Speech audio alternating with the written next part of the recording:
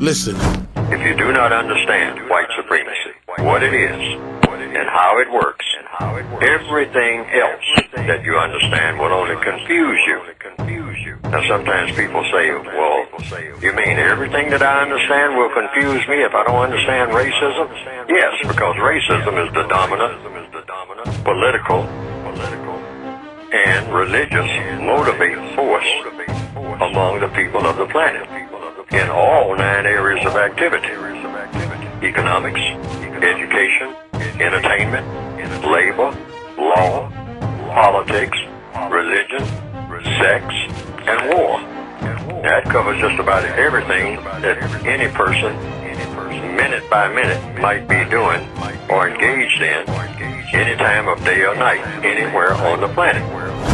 The average white person, by the time they're 16 years old, they know all the rules. They picked it up by osmosis, meaning just by being around people and observing and listening and whatnot, being around the dinner table and all like that when political talk is going on. You know, the little white girl, the little white boy who's sitting there, I mean, he's 6 years old, but he hears, his white grandfather sitting up there talking about that blankety-blank Obama and whatnot, and all the rest of those heathen niggas are ruining, the society and all like that, and on and on and on. Now, he's 6 years old. About the time he's 15, he's well-schooled, and he hasn't said a word to anybody. He's, by the time he gets ready to go to school, he knows the fundamentals, and by the time he gets to about the 8th or 9th grade, he's got it just about pat. Now, every now and then he'll make some mistakes. He'll choose a white buddy or something a black buddy or something like that. I mean, he'll be on the football team and all like that. But for the most part, he knows the rules. He knows where the line is. And he's not supposed to cross it, because when he does, he'll be crossing his grandfather, who's still sitting on that porch rocking back and forth.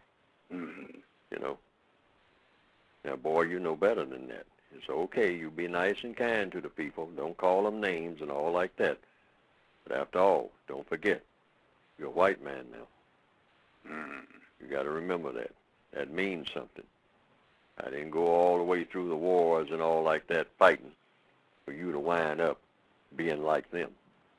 It's all right for you to be around them and do a little laughing and talking and all like that, but you're a different species altogether, and don't you forget it. How do you think that we got all that we got? By being like them? Look at them. Look at them. Drive through where they live. Look at the way they act. Do you think that's an improvement? And so, they stand there and look, and then they go out and check it out, and they say, no, I'd rather, hey, it's something to being white. You get a lot of things out of being white that you won't get if you're black. For sure. Yeah, see, so they see that. I mean, they ain't blind, Are you in a better position being white, or are you in a better position being black? Anywhere in the world. And every white person is, a 30-year-old white person, they don't know that. I mean, even if they are blind, they know that much. I mean, a blind white person doesn't even know what a black person looks like. If somebody's told him he's white, he knows what that means. That's a much better position, because he's listening. He got ears. For sure. Yeah. Now, some people have said they've seen some cartoons of my work on the Internet that have been presented, and that it pretty well embellishes what I have been trying to say in my textbooks.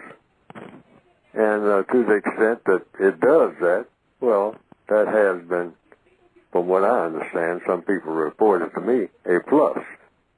Because they didn't understand what I had written very well, but when they saw those cartoons that just repeated what I was saying and attaching my name to it, and came right out of the book, the material did, they say that they better understood it. And I can understand that because people are kind of visual, particularly in the year 2021 now, more visual than ever.